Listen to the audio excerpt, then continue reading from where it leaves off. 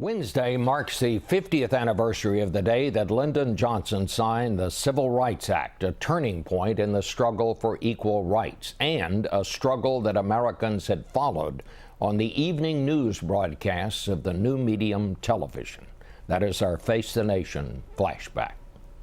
In 1954, the Supreme Court ordered schools desegregated, and 3 years later, President Eisenhower sent federal troops to enforce integration of the Little Rock schools.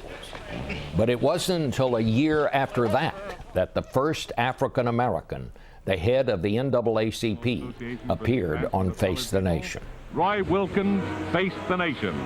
The questions reflected the attitude of many white Americans at the time. Blacks, many felt, just wanted too much too soon.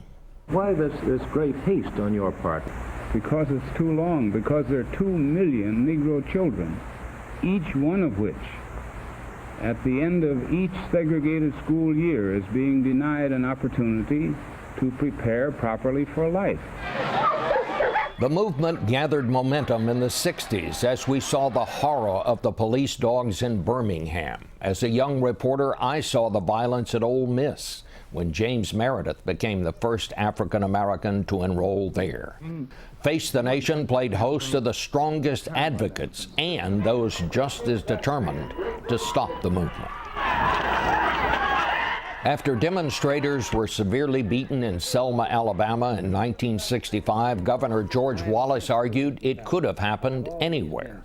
And there's been only one instant in all of the weeks and months of provocation in this state that the police force of Alabama have been charged or intimated or stated by the Justice Department to have been engaged in police brutality.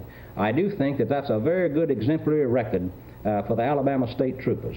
For all his bluster, Wallace could not overcome the public revulsion to the pictures coming out of the Selma horrors, and that backlash led Congress to pass even stronger legislation in 1965. Laws that enable blacks across the South to vote, many for the first time in their lives. Our Face the Nation flashback.